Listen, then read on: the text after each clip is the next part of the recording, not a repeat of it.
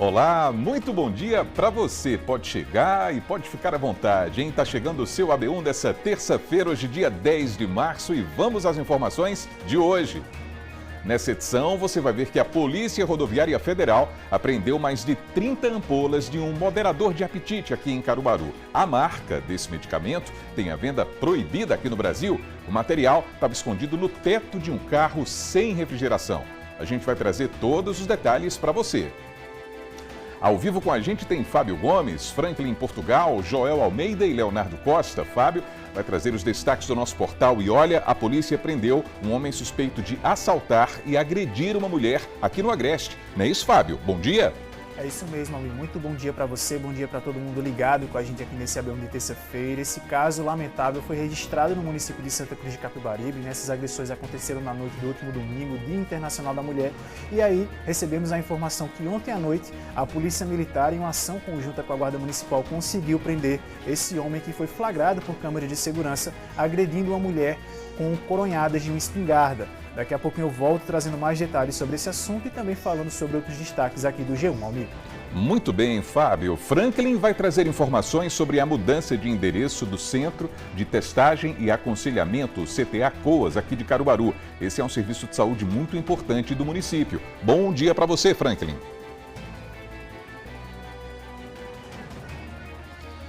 Muito bom dia para você, Almir. Bom dia a todos que nos acompanham aqui no AB1. Uma nova estrutura aqui agora no bairro Maurício de Nassau, né?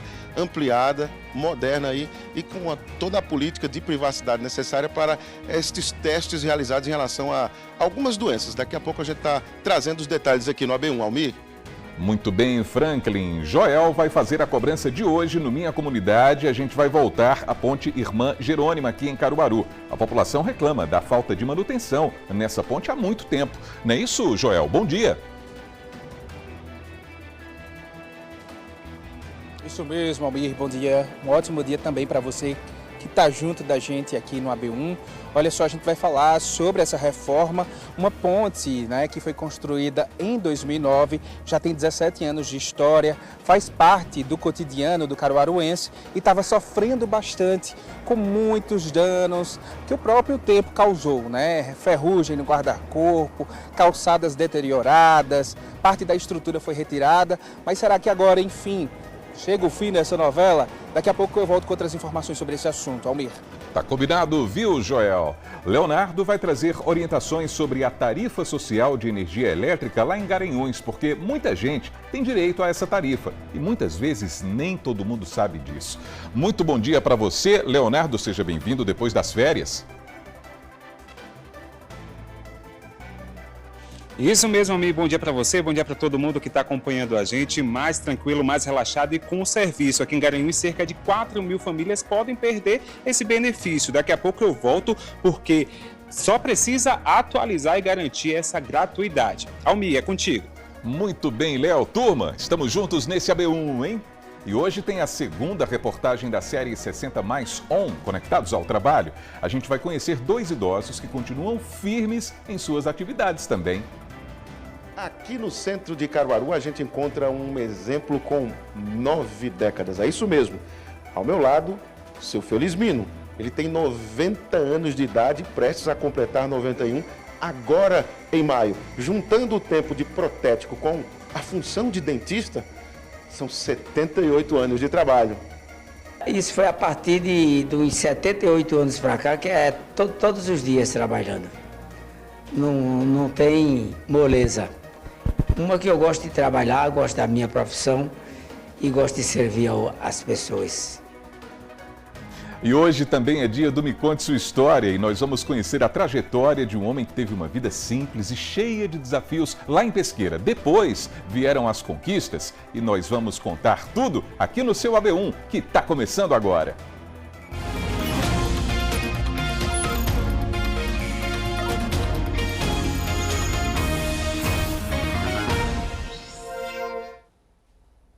Muito bem, agora 11 horas e 52 minutos, vamos direto para o Minha Comunidade. A cobrança hoje é sobre a situação da ponte Irmã Jerônima, que fica entre o Riachão e o Indianópolis, aqui em Caruaru. Essa é a quinta vez que a gente vai ao local para cobrar as melhorias. Então, Joel Almeida está ao vivo com a gente.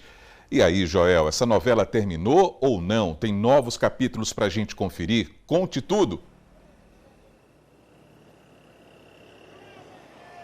Oi, Almir. Muitas visitas aqui, né, da minha comunidade que desembarcou aqui em mais uma vez a Ponte Irmã Jerônima, essa ponte muito importante da cidade, que era um cartão postal conhecido aí, quando a gente pesquisava na internet, colocava lá o nome Caruaru, aparecia ela como cartão postal, uma ponte também muito importante para o trânsito da cidade. Afinal, promove um intenso vai e vem todo dia, todas as horas aqui, né? Passam, inclusive, vocês estão vendo aqui nas imagens do Edivaldo Coelho, criança, adulto passando, tem escola aqui próximo, é uma ponte que dá acesso a diversos bairros, como se falou, Riachão, tem também Indianópolis, centro da cidade, bairro do Salgado mais à frente, aqui atrás o bairro Indianópolis, enfim. E aí, tanta gente passando por aqui via que a ponte não estava em condições adequadas, né? Tanto para o pedestre passar, quanto para os carros. A gente acompanhou essa verdadeira novela, como a gente vem tratando aqui, já há muito tempo, né? E a gente conta um pouquinho na reportagem que a gente preparou. Vamos ver.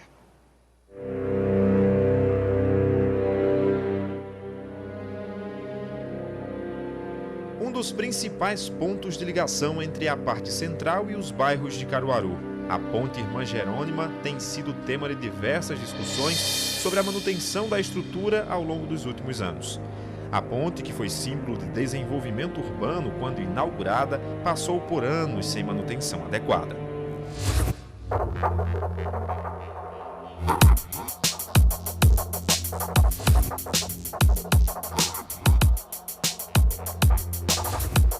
Ao longo das nossas cobranças, as equipes de reportagem encontraram diversos problemas. Estrutura superior enferrujada, varandas de proteção quebradas e faltando, placas desniveladas nas calçadas, e a segurança da ponte virou uma preocupação para quem transita pelo local. As pessoas não ficam à vontade, né? Está muito vulnerável, porque essa ponte não está tendo assim, por menos do que eu vejo, não está tendo um reparo. Todos os dias você vê aí, ó, esse movimento aí de carro. Eu passo aqui quase todos os dias e passo com medo, mas sou obrigado para não fazer esse percurso para chegar na feira. A conservação dela não é feita, certo? As grades estão caindo, tem muito ferrugem, muita gente reclamando e a gente tem medo, porque a gente viu agora o que foi que aconteceu no final do ano no Maranhão, com aquela ponte, né? Então aqui tem bem menos anos do que a outra, mas corre o mesmo risco. Deus me defenda que aconteça isso, mas a gente precisa que os órgãos responsáveis dêem uma olhadinha. Em agosto do ano passado, a prefeitura retirou a estrutura superior em ferro, que apresentava riscos, inclusive de potencial desabamento. No mês seguinte, o secretário de Infraestrutura Urbana e Obras de Caruaru concedeu uma entrevista à TV Asa Branca sobre um contrato milionário para revitalizar pontes e pontilhões na cidade. O contrato, como eu falei, ele é anual. O valor total estimado, como a gente se estima, né, tudo que vai ser gasto aqui, foi um pouco mais de 5 milhões de reais. A gente pretende, não, lógico, não gastar tudo isso, mas o contrato ele engloba tudo que se fizer necessário, tudo que aparecer aqui, de fissura, rachadura, reparo, troca de peças, substituição dessas peças estruturais. Então, como é um contrato que a gente vai usar ele todo ano, ele tem um valor expressivo. Não quer dizer que a gente vai gastar tudo isso até o fim do ano. Mas esses 5 milhões é só para aqui ou para as outras? Para todo o contrato de manutenção das 65 localidades que a gente vistoriou. Em novembro do ano passado, estivemos na ponte e os trabalhos paliativos que tinham sido realizados apontavam apenas uma manutenção parcial. A varanda de proteção enferrujada foi pintada sem ser consertada. Sinal claro de descuido, preocupação para quem passa por aqui. Faz 12 anos que eu moro aqui, 12 anos, eu acho. 12 anos. Eu vejo a mesma coisa, nunca mudou. O tempo estava caindo na ponte, não foi? Aí a gente tiraram o negócio, estava torto. Aí pintou assim a situação. Só pintaram, né? Só pintaram, foi. Vem nada, olha os buracos. Agora é assim, sempre eu passo por aqui olhando, mas... O que a senhora espera que seja feito aqui? Fica normal, fica bonitinha, né, a nossa cidade, né não? Quando eu trago as crianças, eu coloco ela mais pro outro lado. E aí a gente fica nessa contramão, dividindo o espaço da ponte, que não tem nenhum tipo de segurança, com os marginais que passam por aqui. Que a gente tem a escola e passa vários tipos, várias crianças todos os dias. Então eu queria que eles vissem com mais respeito. Voltamos ao local e encontramos desta vez as grades de proteção do passeio no vão da ponte, novas e instaladas. Havia também operários instalando e pintando novas grades na área próxima da ponte. O trabalho avançou e, pelo previsto no contrato de manutenção anunciado pelo secretário em setembro do ano passado, a expectativa é que o serviço seja entregue muito em breve.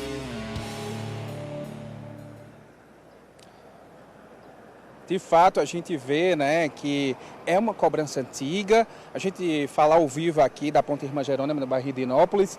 E pelas imagens que a Edivaldo está mostrando agora, o guarda-corpo ele foi revitalizado, é outro, a prefeitura instalou outro, né? A gente acabou de ver também aqui o pessoal trabalhando, fazendo a pintura, né, do guarda-corpo, de algumas sinalizações aqui ao redor da ponte. E as calçadas elas também foram refeitas. Eu vou conversar agora sobre esse assunto com o secretário executivo de Manutenção e Obras, o Emanuel Marques, que está aqui conosco. Secretário, boa tarde para o senhor. Já queria agradecer sua presença, é muito importante, né? Não conversar só com a TV Asa Branca, o senhor está conversando com a população toda que está nos assistindo, dá uma resposta para o pessoal. A pergunta é, quantos % dessa obra já foi feita? Boa tarde Almir, boa tarde a todos. Essa obra hoje a gente está em 90%. A previsão que a gente finalize ela totalmente é agora, um pouquinho depois da primeira quinzena de abril. A gente entrega a obra completamente, a ponte completamente requalificada para a população novamente. O que foi feito? Bom, o processo inteiro. O ano passado a gente fez o levantamento de mais de 60 pontes, no total dentro da cidade de Caruaru, onde a gente constatou de que algumas delas precisavam de manutenção, entre elas a Irmã Jerônimo. Foi constatado de que a estrutura do pórtico, ela estava com corrosões, o que podia vir a causar problemas. E mediante a escolha, a gente resolveu iniciar primeiro por ela. Então foi retirado o pórtico, a gente fez toda a manutenção, trocou toda a parte de guarda-corpo, porque o guarda-corpo existente ele já não atendia mais às normas. Hoje você vê passar crianças aqui, o risco é bem menor do que o que tinha antes. Foi refeito toda a parte de piso, né, onde precisava fazer piso, a pintura de guarda-corpo, foi trocada toda a parte de iluminação e a gente está finalizando com o recapeamento que está previsto agora para o finalzinho de março. Recapeou toda a parte, sinalizou, a gente entrega a obra e a ponte completamente requalificada para a população de Caruaru. Nessa entrevista também é importante perguntar ao senhor o seguinte, a gente que vem fazer as reportagens aqui, em todas essas visitas de minha comunidade, as pessoas sempre reclamavam que, além de tudo isso que foi feito, que precisava dessa reforma, o pessoal estava reclamando que a prefeitura tirou aquela parte superior, né, que era de embelezamento, tinha aquela característica mais imponente. A pergunta é, e de acordo com o pessoal, eles não estão satisfeitos com isso. A prefeitura vai refazer isso ou não? No momento não. Por quê? É aquilo que a gente falou no início. A intenção, quando a gente fez o levantamento, a Irmã Jerônima foi uma das pontes que o relatório chegou a nos causar preocupação. Por quê? A estrutura antiga, uma estrutura de muito tempo, que não foi dado a atenção necessária e tinha muito pontos de corrosão. Ou seja, ia sair mais caro manter do que a gente retirar e requalificar. E a decisão foi tomada da gente retirar essa parte e que a gente requalificasse ela sem a parte do pórtico.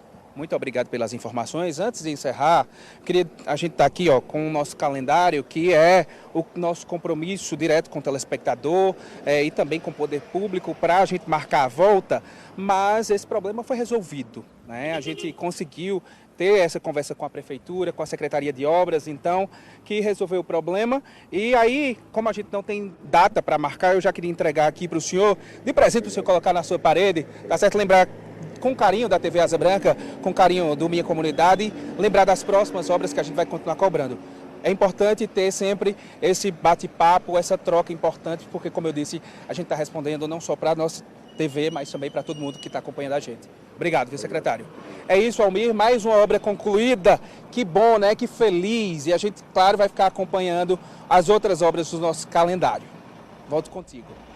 Ok, Joel. Muito obrigado pelas informações. A gente reforça aqui o agradecimento também à presença do secretário ao vivo aqui no ABO1. É sempre muito importante quando representantes do poder público estão juntos à imprensa, né, juntos aqui ao nosso jornalismo, para esclarecer as dúvidas da população. Muito obrigado, viu, Joel? É isso, a gente torce também para que as manutenções continuem, não é, pessoal? Aí na ponte Irmã Jerônima e em outras pontes do município também, porque tem as pontes assim da cidade, que são fundamentais para o deslocamento das pessoas todos os dias, como é o caso dessa ponte, e tem as pontes da zona rural também, que cumprem um papel muito importante para as famílias nos sítios, nas fazendas, enfim. Então tá aí mais um problema resolvido aqui no Minha Comunidade, hein? E vamos seguindo? O Centro de Testagem e Aconselhamento de Caruaru, o CTA COAS, está funcionando em um novo endereço, pessoal. Antes, o COAS ficava no centro da cidade e agora passa a funcionar no Maurício de Nassau. Então, bora falar com o Franklin Portugal ao vivo. O endereço mudou, né, Franklin? Mas os serviços a gente imagina que não, não é? Uma boa tarde para você.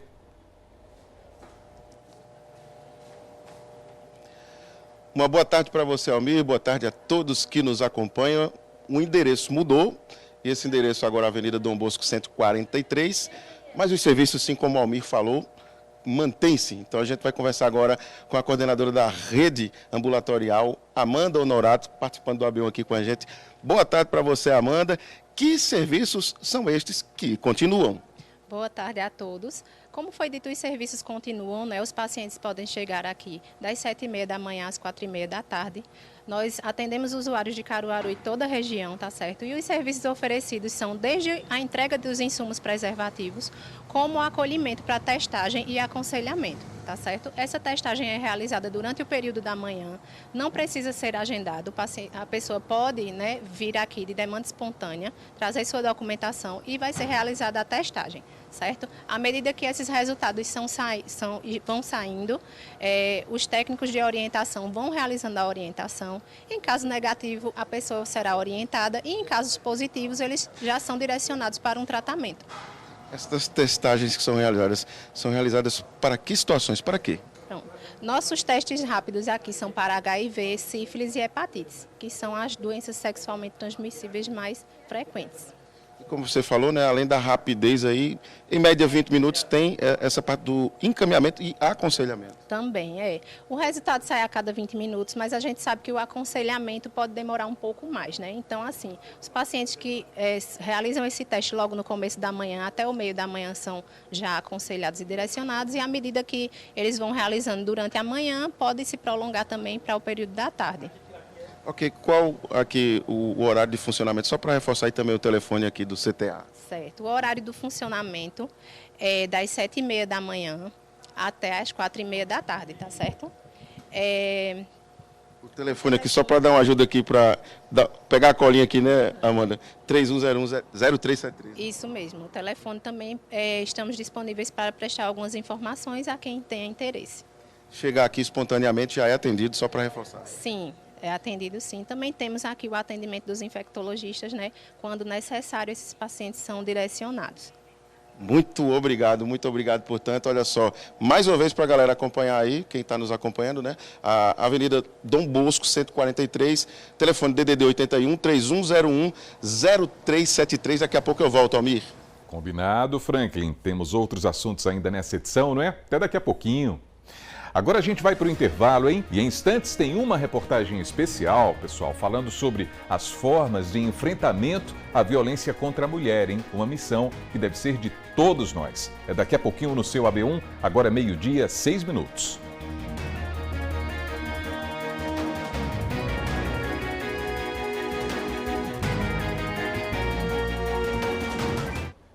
Isso, Boninho. Fala, cara. Certo. G1, Léo Franklin e passagem, né? AB1 de volta, 12h, 7 minutos. E nós estamos na semana em que se comemora o Dia Internacional da Mulher. E olha, a violência contra a mulher tem se tornado cada vez mais frequente, infelizmente. Por isso, a gente preparou uma reportagem especial revelando onde estão as origens dessa violência e o que fazer para combatê-la. A gente aprendeu no colégio que existia uma certa idade da pedra.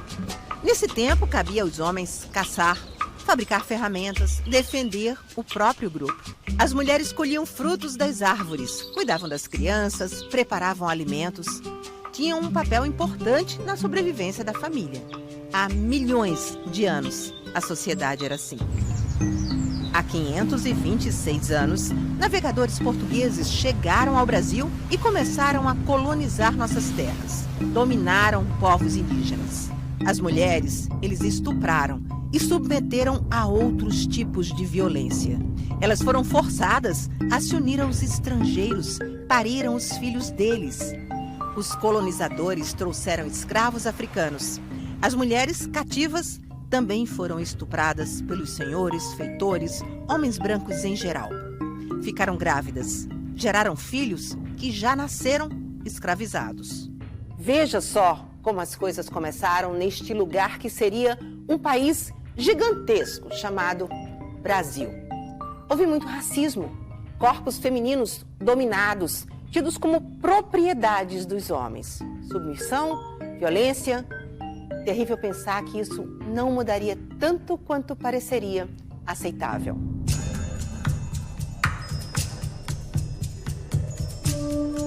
Com isso a gente tem as bases de uma sociedade, desde então, violenta para com as mulheres.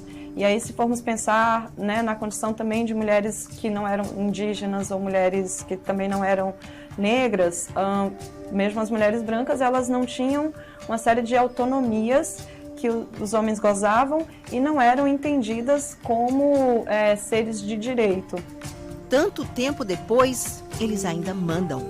Alimentam a ideia de que homens e mulheres não são apenas diferentes, e sim desiguais. Os homens vão se sentindo mais fortes, mais poderosos, e isso vai autorizando, vai legitimando, né? Vai fazendo com que seja aceito socialmente que os homens cometam violência contra as mulheres.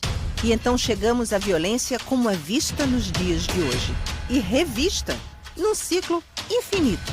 Toda vez que a mulher questiona essa situação de desigualdade, é muito comum que a violência se reproduza. Né? Então, a violência ela é também usada para manter as coisas como as coisas são. Regina Célia vive uma longa e intensa jornada pelos bastidores da desordem, que é a relação entre homens e mulheres. É vice-presidente do Instituto Maria da Penha, que combate a violência doméstica e familiar contra as mulheres. O ciclo da violência, onde muitas vezes nós temos aquelas 3 fases, né? A fase da lua de mel, a fase de tensão e a fase da agressão. E na fase da lua de mel, você tem o seguinte: o meu amor, meu bem-querer, você é a minha vida, você é o amor da minha vida. No momento em que ela contraria esse amor da vida, diz assim, não, eu não quero, né, isso, eu queria aquilo, eu gostaria de trabalhar fora, quero cortar o cabelo, eu quero usar uma roupa assim, né? Então vem uma fase de tensão. Na fase da tensão ele vai dizer assim, você não era nada, né? Você está assim, mas eu é que te tirei da lama. Olha, você cursou a faculdade porque eu paguei a sua faculdade. E no momento em que muitas vezes ele encontra nela uma resistência em meio a essas falas e ameaças, aí ele parte então para a violência física. Muitas, por pouco, não morreram. O machismo mata porque o outro, e que é essa mulher, não é ninguém. Ela é uma coisa que eu posso desfazer. O professor Benedito Medrado coordena o Núcleo Feminista de Pesquisas em Gênero e Masculinidades da UFPE. Diz que ninguém nasce sabendo como ser homem ou mulher. A educação em casa e na rua leva aos resultados que se vê. O problema é que ser homem na nossa sociedade está muito associado a uma aversão, a um certo distanciamento do cuidado e muito mais uma aproximação com a violência. Quem forma uma família precisa saber cuidar. Não, mas isso é coisa de menina, isso não pode, isso não está certo. Porque a gente está com essa cabeça separada. Aí quando ele se torna pai, não sabe cuidar de uma criança. Um modelo que todos nós conhecemos bem.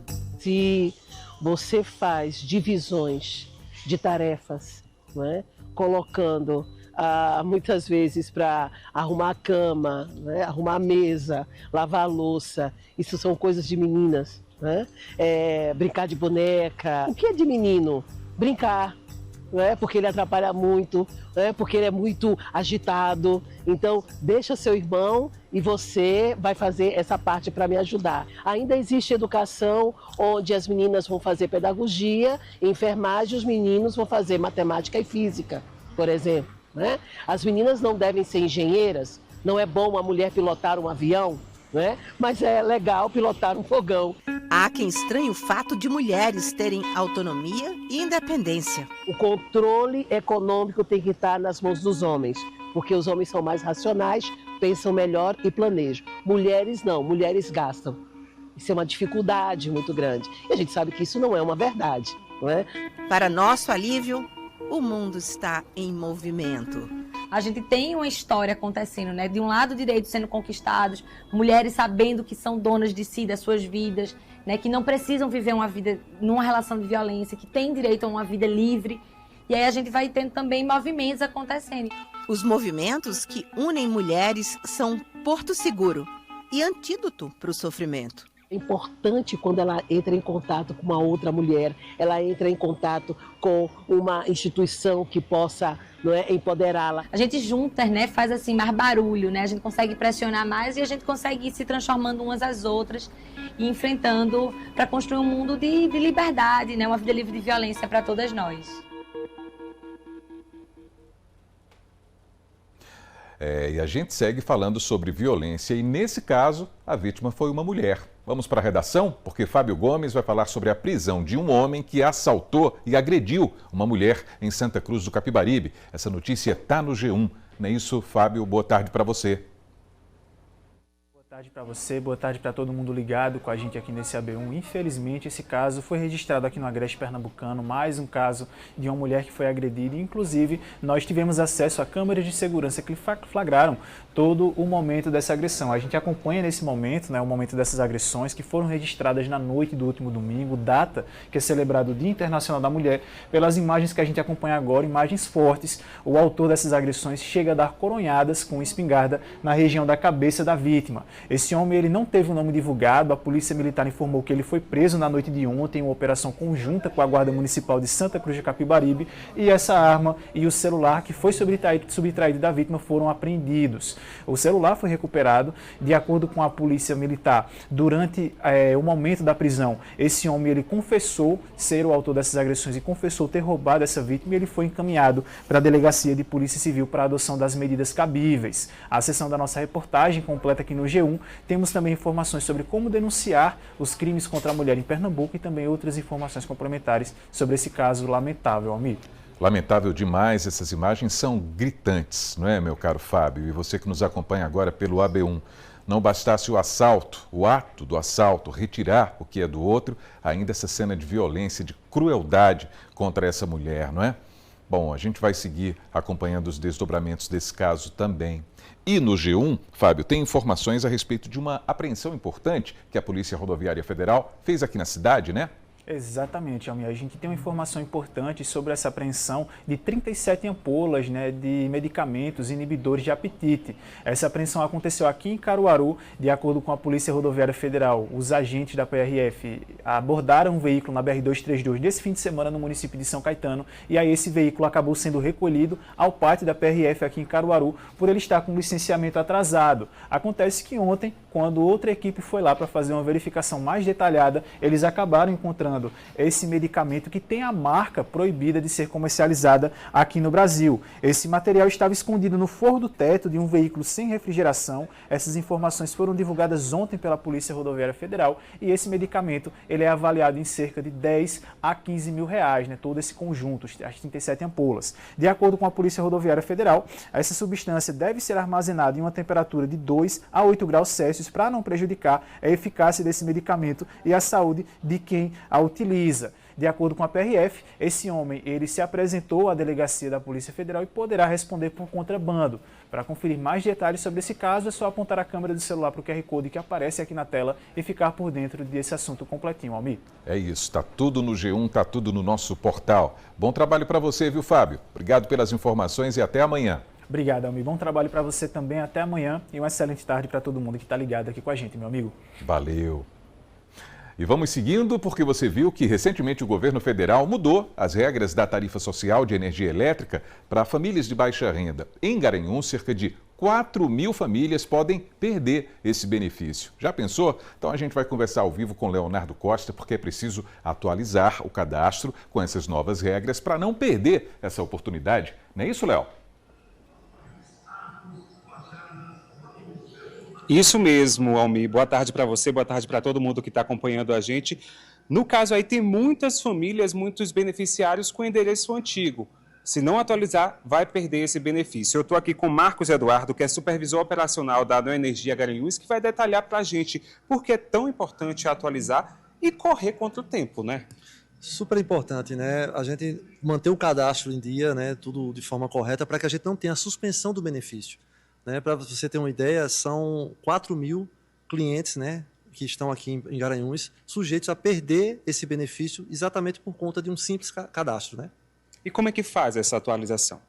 Para atualizar, basta ele procurar a nossa agência, né, de atendimento, ele pode procurar a nossa agência presencial, também pode utilizar o aplicativo ou pelo WhatsApp, também ele consegue atualizar. E basta ter, na verdade, em mãos um documento de identificação e o número da residência. A gente está falando de uma tarifa social. Quem é que tem, de fato, esse benefício? Famílias com renda per capita de meio salário mínimo têm esse benefício, têm direito a esse benefício. Também precisa estar cadastrado, né, ter o endereço e a titularidade cadastrada no CAD único também, para poder ter esse benefício, para poder receber esse benefício, esse desconto na conta de energia elétrica. Com essas novas regras aí, vai precisar atualizar todo ano? Sim, todos os anos é importante. E naquele momento em que a pessoa, o titular da fatura, ele precisa se mudar, né, mudar para outra residência, ele precisa também atualizar esse endereço para que ele não perca o benefício. Você estava me explicando ali que está tendo muita divergência justamente de endereço, né? E esse endereço precisa bater não só aqui na Energia, CRAS, né, CAD único. Exatamente, o endereço precisa ser o mesmo, né? O endereço de residência do titular, do beneficiário da família, precisa ser o mesmo no CAD único e, se for também BPC, né, no INSS também, para poder não perder o benefício. Reforça aí, como é que faz essa atualização? Basta procurar os nossos canais digitais, nós temos o nosso site, nós temos o aplicativo e também nós temos a nossa loja presencial para fazer o cadastro. É bem simples, é muito rápido e vai garantir o benefício para todos. Marcos, muito obrigado pelas informações. Pessoal de casa, eu vou passar aqui só o endereço da Secretaria de Assistência Social, porque caso tenha algum dado divergente aí, você pode passar lá. Aqui a Secretaria fica na rua Padre Agobá Valença, número 153, no Heliópolis. Mas também você pode procurar uma agência aí da Neoenergia, inclusive tem uma na Galeria Rui Barbosa, você tem esse acesso muito tranquilamente e faz essa atualização. Afinal, são 4.000 famílias que podem perder esse benefício se não atualizarem o quanto antes. Almir, volto contigo no estúdio. Muito bem, Léo, muito bem. Muito obrigado pelas informações, hein? Bom trabalho para você. Muito obrigado ao nosso entrevistado também. E bora falar sobre capacitação para as mulheres agora? O Senai Caruaru está com oportunidades gratuitas para vários cursos, hein, pessoal? Então, Franklin Portugal está voltando ao vivo. São quantas vagas disponíveis ao todo, hein, Franklin?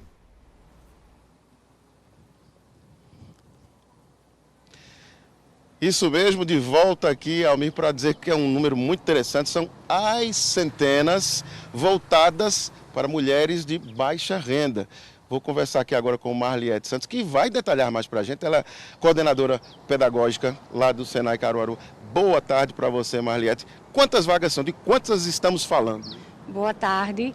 Nós estamos falando de 260 vagas, 11 turmas. São cursos que vão de eletricista predial, costureiro industrial, empilhadeira, doces e geleias, bolos e tortas, são de várias áreas do conhecimento, né? Esses cursos facilitam aí a empregabilidade, a inserção no mercado de trabalho. São vagas gratuitas, né? Que isso é muito importante salientar isso. Você pode fazer sua inscrição diretamente pelo site do Senai, www.pe.senai.br/editais. Se você tiver alguma dúvida como se inscrever, como fazer a sua inscrição, você pode ir presencialmente à nossa escola, aqui, né, na rua João Gomes Pontes, 166, Vila Kennedy. E também você pode entrar em contato conosco pelo telefone 819-8296-4942.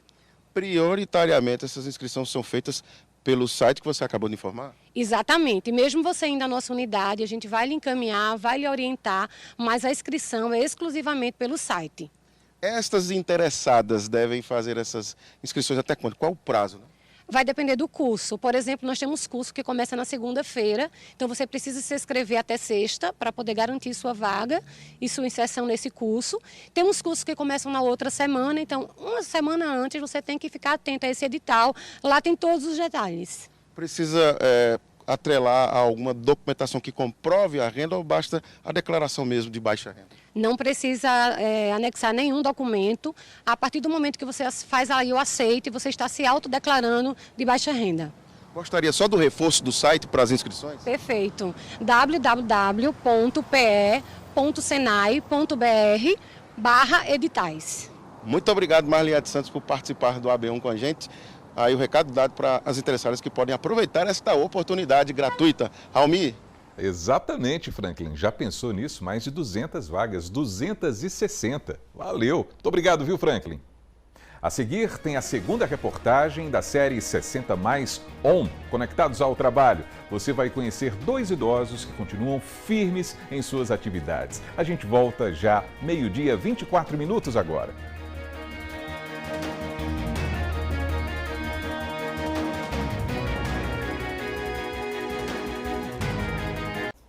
Então, o seu AB1 está de volta, 12h26 e agora a gente fala sobre saúde, hein? Porque a Unidade Pernambucana de Atenção Especializada, a UPAE de Caruaru, inaugurou uma nova sala de atendimento para os pacientes neurodivergentes. Olha que serviço importante. Joel Almeida está de volta para falar justamente sobre esse assunto agora. Né, Joel? Isso mesmo, Almir. Essa sala ela acabou de ser inaugurada. Inclusive está aqui, ó, ainda com a fita de inauguração. Vou convidar vocês para darem um passeio. É uma sala muito importante porque pretende atender, né, de forma multidisciplinar crianças de mais de 30 municípios pernambucanos. Eu vou conversar agora, eu vou chamar aqui a Débora Oliveira, que é coordenadora multiprofissional da UPAE, que vai explicar para a gente. Chegue cá, Débora, por favor. Por que essa sala ela é importante para o pessoal aqui, não só de Caruaru, mas de todos esses municípios? Veja, essa sala a gente idealizou para proporcionar um atendimento multidisciplinar para as crianças que nós atendemos aqui na UPAE. São 32 municípios. A gente pretende fazer uma terapia integrada de várias especialidades, fono, fisioterapia ocupacional. E o que é que pretende ser feito aqui? Quais são as técnicas abordadas? Veja, a gente pretende fazer, como eu disse, uma terapia integrada, de fisioterapia com fonoaudiologia, eles trabalharem em conjunto em prol do objetivo que estamos tratando no paciente. Acreditamos, a nossa expectativa é que com essa sala os resultados sejam mais rápidos e mais satisfatórios. São pacientes, como você falou, né, que têm neurodivergências e também pacientes com microcefalia, que são atendidos aqui. É importante a gente reforçar que não só pacientes de Caruaru serão atendidos. Outros municípios pernambucanos também podem ser atendidos aqui com essas terapias, com todos esses serviços, essas técnicas essenciais para o desenvolvimento dessas crianças. A pergunta é, como é que esses pacientes que estão assistindo a gente, que necessitam dessas terapias, podem ser atendidos? Como é que eles chegam? Veja, para todo o atendimento na UPAE Caruaru, é necessário que o paciente procure a atenção básica, o postinho de saúde. Ele vai passar pelo médico e o médico vai encaminhá-lo para o profissional que ele vê necessidade. Após isso, ele vem marcado pela regulação do próprio município e aí, quando ele chegar na UPAE, o profissional que atendê-lo vai fazer os encaminhamentos necessários para atingir o objetivo que ele tem. Muito obrigado pelas informações, Débora. Isso, Almir, olha só, eu volto com você falando dessa sala tão importante, né, que pretende atender aí 32 municípios pernambucanos. São mais de 150 crianças que devem ser atendidas por semana aqui. Um equipamento muito importante. Essa, vale reforçar, não é a única sala aqui com esses equipamentos na UPA, a UPA Especialidades de Caruaru. Então, um serviço muito importante para todo mundo que tem neurodivergência e também microcefalia. Almir. Joel, muito obrigado pelas informações. É importantíssimo um serviço como esse, né, pessoal? Um ambiente assim, todo colorido, decorado, para receber, né, acolher essa turma inteira que merece todo o nosso respeito. Tá aí, ó, tudo colorido. Valeu, viu, Joel? Simbora para o AB Esporte, porque a turma do futebol amador segue fazendo golaços pelo interior do estado. Não é isso, Matheus Antunes? Seja bem-vindo e uma boa tarde para você. Pois é, Almir, boa tarde para você, uma excelente tarde para todo mundo que está acompanhando o nosso AB1. Pois é, como você mesmo disse, segue fazendo muitos golaços.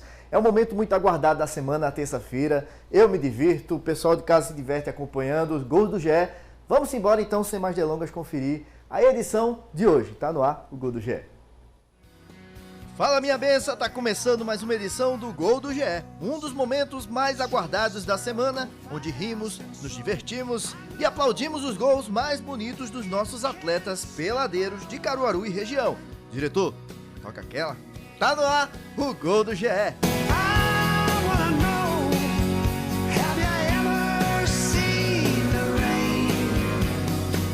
O primeiro gol é do Samuel Moraes. O Samuca é de Santa Cruz do Capibaribe, mas estava jogando aqui no Veracruz. E o menino tem faro de artilheiro e vai ensinar a muito atacante por aí como é que faz gol frente a frente com o goleiro. Mostra aí, Samuca. Após o cruzamento para a área, o zagueiro perdeu o tempo da bola e ela caiu no pé logo de quem? Do camisa 10, que dominou, virou e guardou. Aplausos, Samuca. Vamos pegar a estrada para a Pesqueira?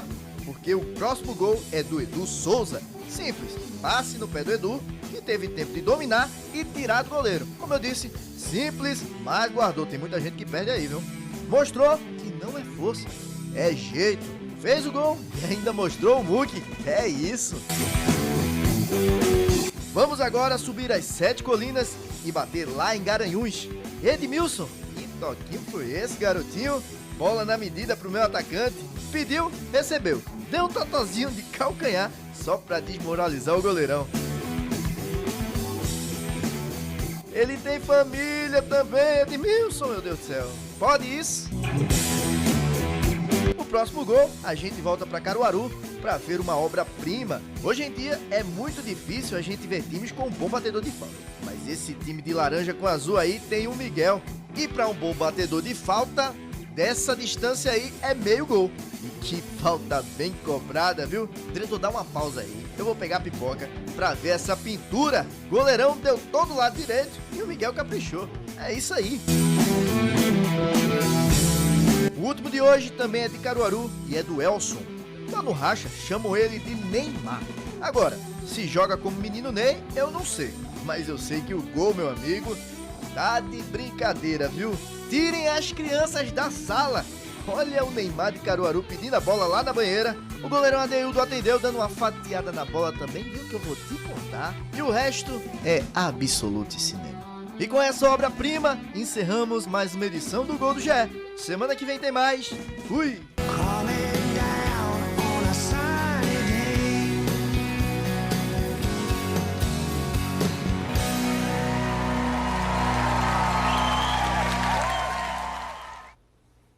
Mas que é isso? Com direito a Rod Stewart e tudo mais, a trilha sonora tá sempre no capricho aí, nos gols do GE, meu caro Mateuzinho. Pois é, obviamente a gente dedicou esse Gol do GE a você, né, meu querido? Fanzaço de rock. Pois é, e todo fim de mês, meu amigo, a gente abre uma votação lá no nosso portal GE Caruaru Região para que o público escolha o gol mais bonito. O vencedor que anunciamos na semana passada foi o Simon, aqui de Caruaru. Ele venceu a votação com mais de 60% dos votos, graças a esse golaço de bicicleta que está aparecendo agora na telinha, viu? E o Simon veio aqui nos estúdios da TV Asa Branca para nos conhecer e também receber a camisa oficial dos ganhadores do quadro.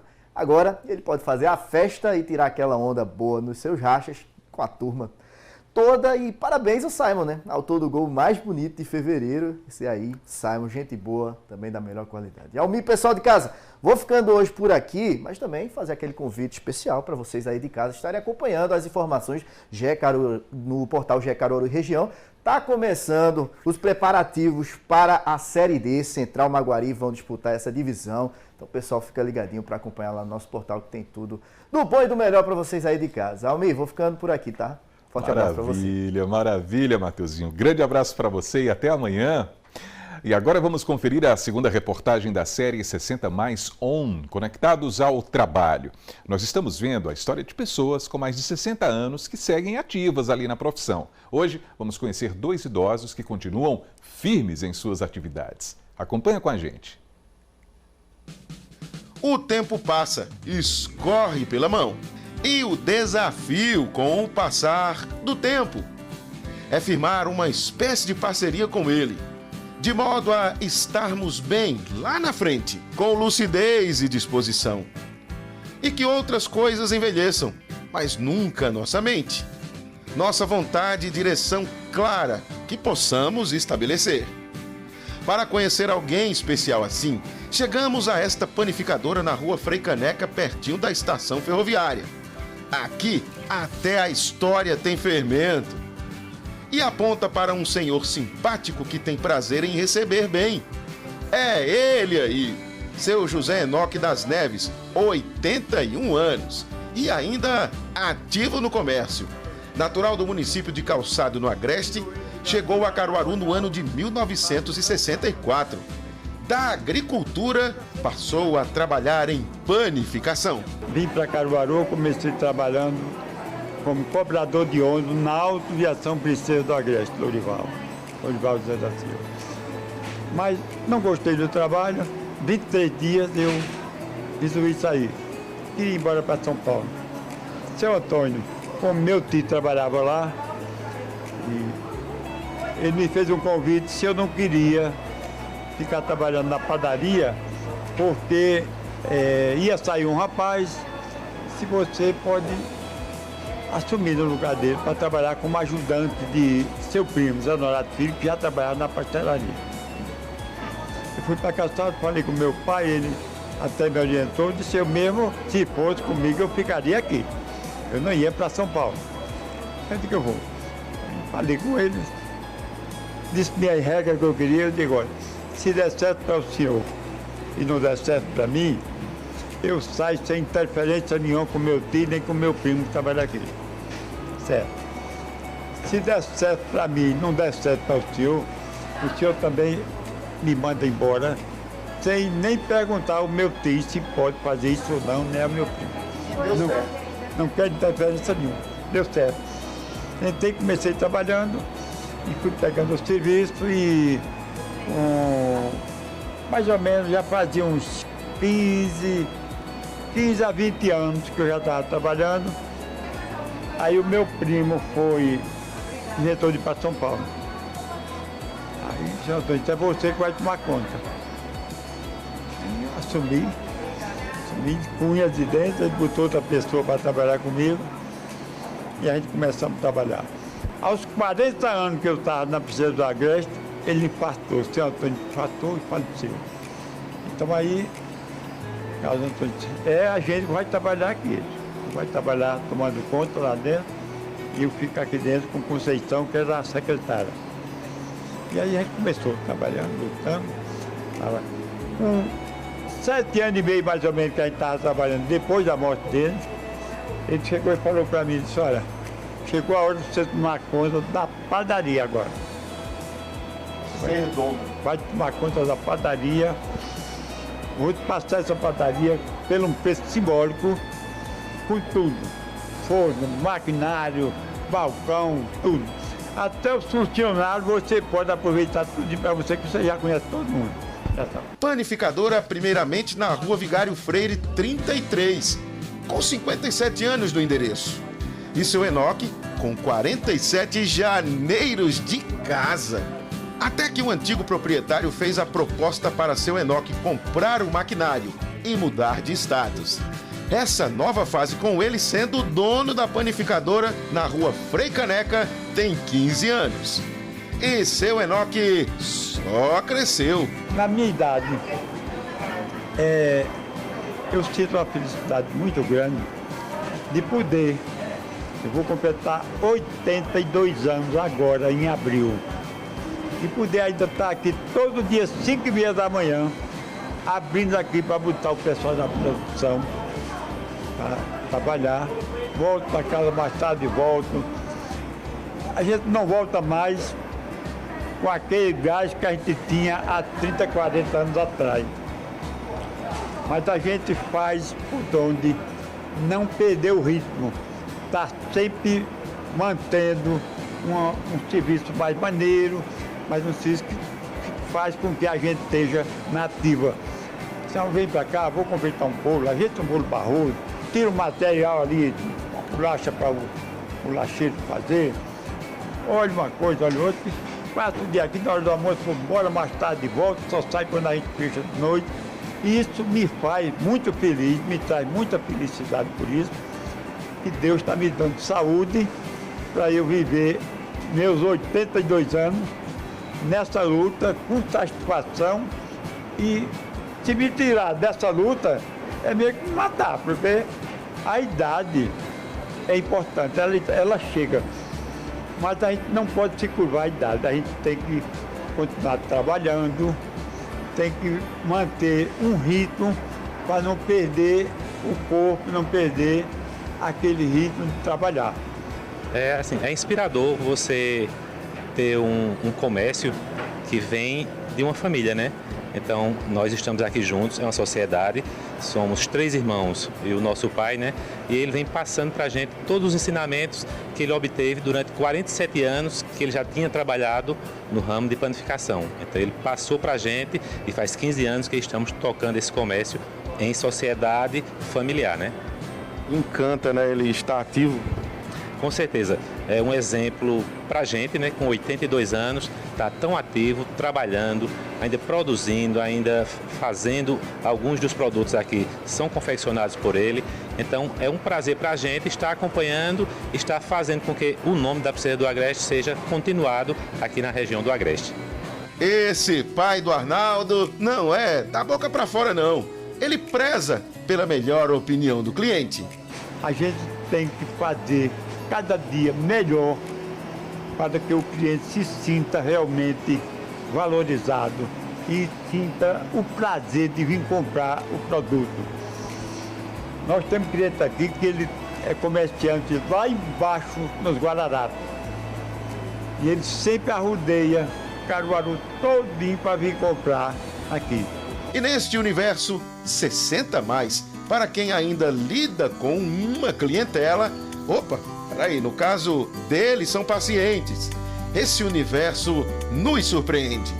Aqui no centro de Caruaru a gente encontra um exemplo com 9 décadas, é isso mesmo.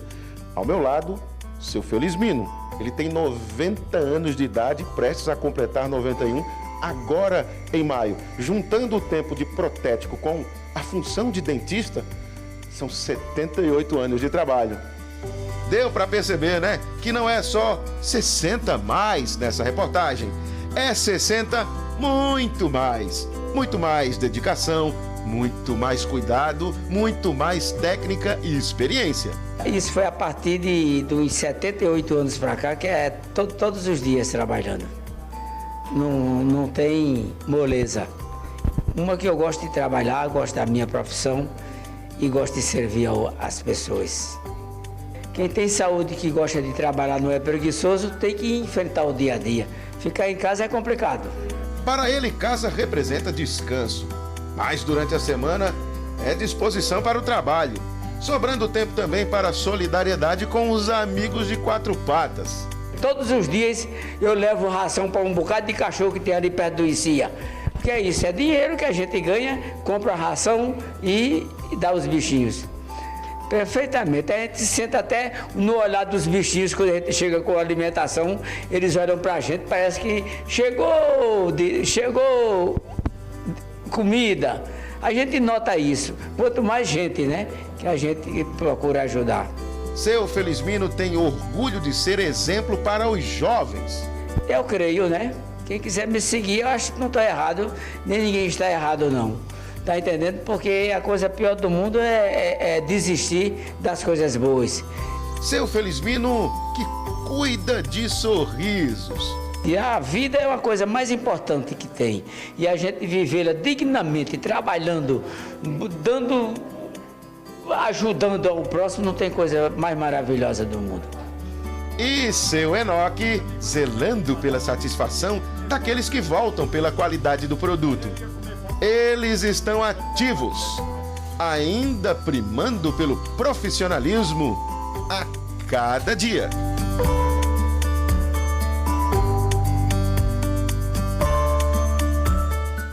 Muito bem, muito bem. E amanhã nós vamos conhecer um homem de 65 anos que continua exercendo a função dele de empresário. E também vamos conhecer um outro homem de 59 anos que aguarda os 60 com muitos planos. É amanhã aqui no AB1. E agora a gente vai ver como é que tá o tempo lá em Garanhuns, hein? Lá na Cidade das Flores, ó, imagens ao vivo para você. O dia deve ser de sol com nuvens, à noite o tempo pode até fechar um pouquinho mais. Agora, os termômetros estão marcando 29 graus e a temperatura mínima prevista para hoje é de 20 graus. Bonita essa imagem de Garanhuns, hein?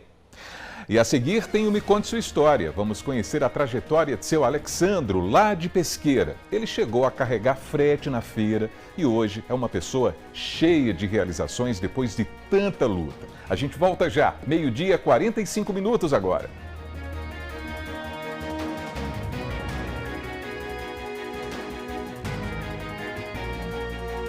E o AB1 está de volta para você, agora é 12h, 47 minutos. Vamos dar uma olhadinha no movimento do trânsito agora, um pouquinho desse movimento. A gente está vendo ali o bairro Maurício de Nassau. Essa câmera está ali, ó, na Avenida Agamenon Magalhães e tem um cruzamento com a Gonçalo Coelho. A gente está vendo os veículos que estão aí no destino centro da cidade, por duas vias, né? Essa mais movimentada, mais à direita, é ali na Rua Visconde de Inhaúma. O pessoal está pegando esse destino por lá. Mas ao centro é a própria Avenida Agamenon Magalhães, com destino ao centro da cidade. Movimentação intensa nesse momento, nesse pedaço aqui da capital do Agreste. E vamos dar uma olhada na previsão do tempo em algumas cidades da nossa região também. Começando aqui pelo Agreste, ó, Toritama, a mínima é de 22 graus, a máxima pode chegar ali à casa dos 30. Palmares, na Zona da Mata, mínima de 23, a máxima pode chegar aos 30 graus. E em Floresta, no Sertão, temperatura, ó, semelhante a Palmares, 23 a mínima, 30 graus a temperatura máxima. E chegou a hora da gente conferir o Me Conte Sua História. Nós vamos conhecer uma trajetória que começou com uma vida muito simples e muito difícil também, lá em Pesqueira. Depois vieram as conquistas e tudo isso a gente vai ver agora.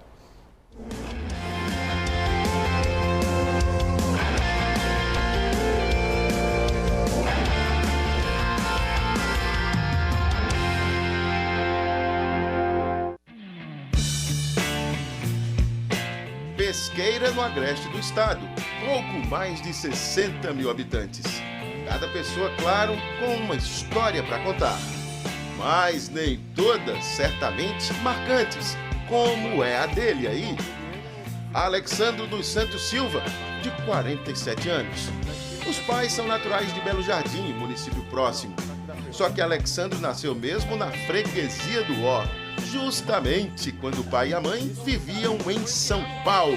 Eu lembro da batalha do meu pai, uma batalha diária. Ele acordava às 4 horas, mãe também, que mãe tinha que fazer a marmitinha dele para ele levar, né? Aí no sábado ele ia vender picolé. Quando a gente ia ver meu pai, já não tinha mais nem graça, ou às vezes nem via, porque pai ele se levantava 4 horas, passava o dia todinho, 6 horas da noite ele chegava em casa e com isso ele se arrumava e ia estudar, ia para a escola. E nesse período, meio período, a gente estudava e ia para a cama, né, dormir. Aí eu não conhecia meu pai bem direito.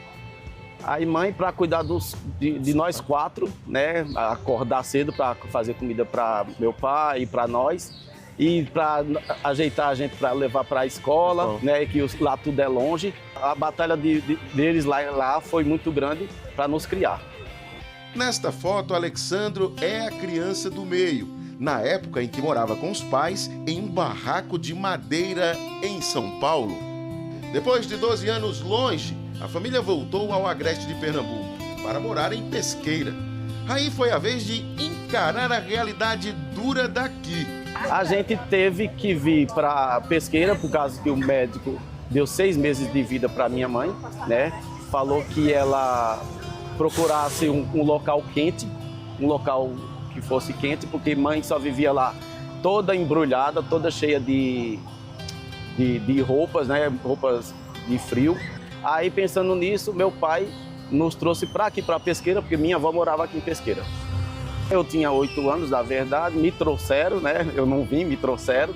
Eu tinha 8 anos, aí meu pai comprou 2 caixinhas daquelas de maçã, que é de madeira. Aí começou a comprar uns ralinhos, umas vassourinhas de palha, um chapéu, uns rapadorzinhos de coco, e aí foi colocando na feira. Então foi aí que eu decidi trabalhar. com ele, ajudar ele. E aí foi quando eu comecei a pegar frete. Frete para ajudar na renda dele e não deixar de ajudar ele. Como é que era a questão financeira em casa? Era realmente preocupante? A gente sempre teve em mente de viver uma vida centrada, né? Sem querer uma vida como muitos vivem aí, uma vida de ricos, né? Sem ter muitas condições. Então a gente era bem centrado, então a gente nunca passou fome, graças a Deus, nunca. Alexandro, ou Alex, como ficou conhecido em Pesqueira, foi trabalhar carregando frete em carroça de mão pela feira, que ocupava uma área significativa do centro da cidade. Rapaz, no tempo que eu comecei não tinha carrocinha de ferro não. Eu arrumei com a minha avó uma carrocinha velha de madeira. Os pneus eram feitos de madeira, coberto com borracha. A carroça toda mole. Eu não tinha muita força, que eu era fraquinho ainda. Ficava já virando para lá e para cá e até controlar mesmo deu trabalho. Conforme eu fui crescendo, meu pai também foi adquirindo umas carroças melhor, aí eu comecei a carregar frete para outras pessoas, que nem seu Antônio dos Cocos aqui, que ele fazia os sacão de coco. E com isso, eu botava 4 sacos na carroça e ia fazer as entregas. Eu entregava na casa dele, nas padarias, nos outros comércios. E isso era muito pesado. Em média, quantos fretes por feira? Dependia. 4, 5, 6. Foram mais de 5 anos sendo o Alex do frete. Mas teve ocasião que mereceu mais destaque. A carroça descontrolou, que ela virou, que foi a mercadoria para todo lado. E assim, o que me marcou muito, que todo mundo parou, nem parecia que era Brasil, mas todo mundo parou e foi me ajudar a pegar as coisas para botar no balaio de novo. Isso me marcou muito. Sem ninguém ter o interesse de simplesmente ali furtar, né, ou roubar? Justamente, foi isso, é por isso que me marcou muito. O intuito deles, eu não sei se é porque eu era muito criança, aí eles falaram, vamos ajudar. E todo mundo se juntou e foi me ajudar. Isso me marcou muito. A próxima etapa dessa história foi que Alex deixou de fazer frete para comprar os bancos da feira do pai. Eu não tinha R$1 no bolso, eu não tinha um tostão furado, como o povo fala, mas como é meu pai, ele falou, vou vender para você ir pagando. E aí foi o que aconteceu, eu fui conseguindo trabalhar em cima. O trabalho é árduo, é um trabalho que a gente acorda de madrugada para 6 horas da manhã ou antes, já tá com as bancas tudo prontas para começar as vendas. Então a gente foi conseguindo arrumar o dinheiro e pagando até que finalizei o pagamento. Se não tinha dinheiro, como é que foi com os fornecedores? Com os fornecedores foi um caso assim à parte. Muitos não queriam me vender porque como eu era novo, muitos não me conheciam, não quiseram abrir crédito para mim, né? Mas aí eles foram vendo o meu jeito, eu também não desisti, tentei convencer eles ao máximo e eles começaram a me vender e eu fui comprando e pagando, eles viram a minha índole, como eu era, aí foi que foi acontecendo. Aí foi quando eu consegui expandir a minha banca. Pela insistência, bastou dar tempo ao tempo e Alex cresceu, vendendo variedades na feira, com clientela feita. A forma de pagamento dos meus velhinhos do sítio, eles chegavam, eu comprava, eu só fazia anotar, às vezes não sabia nem o nome, botava pelo apelido, pelo que eu via deles, mulher do vestido, mulher do sítio de tal canto. E aí eles vinham, eu pagava por um mês, né? Vinha, recebia, pagava, tudo anotado, e quando as pessoas chegavam assim para pagar, aí eu ia lá, riscava, comprava mais. E acontecia, voltando aqui, como eles não conseguiam pagar, eu vendia e eles ficavam assim, aí com isso a gente vai fidelizando os clientes, né? Não, você não vai deixar de levar seus temperos. Então, comprar os temperos, eu saia comprando balde, bacia, de tudo que eu vendia, utensílios na feira. Após 17 anos na feira, era hora de dar um passo vencedor, ter a própria loja. E hoje, no centro de Pesqueira, ela está de portas abertas com uma infinidade de produtos e itens. É variedade na raiz. chapéus, rapadura batida, blandre de tirar leite, pás, temperos, mangueira para botijão, cocos e simpatia de sobra. Tem cafezinho, viu? Um cafezinho. Esse café é moidinho. E é moidinho na hora que a gente moe aqui, viu? A gente moe aqui o nosso café. Opa, café é bom. Daqui a pouco sobe um cheiro. Já tô percebendo, já tô sentindo aqui já. Já tá sentindo o cheiro? Cheiro muito agradável. Aqui, ó, já tá, ó, finalizando, ó. E o cheiro é esse aqui, olha. Muito bom. É muito bom. Muito Aqui bom. é um café primeira e sai bem fininho. E esses você vai levar para casa, viu? Para fazer lá. Opa, obrigado. É a loja com clientela fidelizada. Todos vieram, todos voltaram, todos os meus clientes do sítio, da cidade, todos vieram para cá. Eu sempre fiz um bom trabalho mandando. Ó, a gente abriu ali uma lojinha ali, ao lado ali perto do Bradesco. Aí eles falaram, todos falaram, então eu vou continuar comprando lá. Eu até falei, futuramente a gente vai sair daqui da feira, porque não tem como ficar lá e cá. Aí, mas todos vieram, graças a Deus, nunca me deixaram. Hoje, os anos mostram que Alex conseguiu sim encontrar a superação. Aquele garoto que trabalhava carregando frete nunca se utilizava do dinheiro desta função, né? Pelo contrário, passava tudo para o pai. E hoje as condições são outras, uma vida melhor, uma vida de vitória.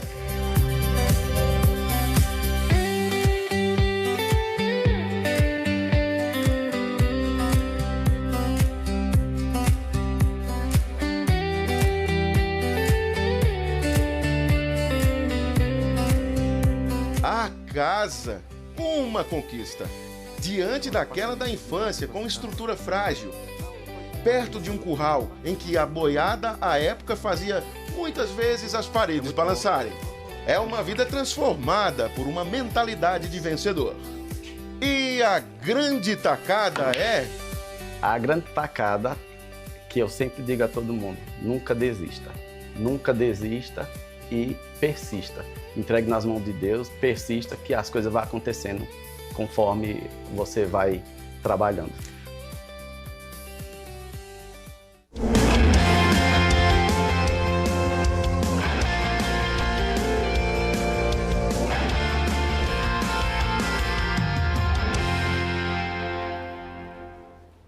Pessoal, tá aí mais uma bela história de superação, hein? Sonhar faz parte da vida da gente, é claro, e buscar o sonho deve ser um objetivo mesmo, né? E o seu Alex percebeu isso muito cedo, mesmo com o peso do trabalho, ainda tão jovem, conseguiu pensar em um futuro melhor. Daí vieram as iniciativas, o banco da feira, a amizade com a clientela, tudo isso faz muita diferença para quem atua com a venda de produtos, né? Esse relacionamento humano. E depois a loja, o passo a passo de quem deixou bem claro que não desistir é fundamental. Valeu, seu Alex, muito obrigado por compartilhar a sua história com a gente.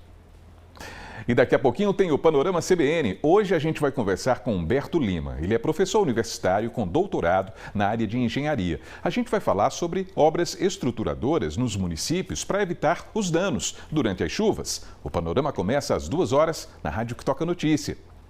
E o AB1 dessa terça-feira termina aqui, desejando uma ótima tarde para todo mundo. A gente volta a se encontrar amanhã, se Deus quiser.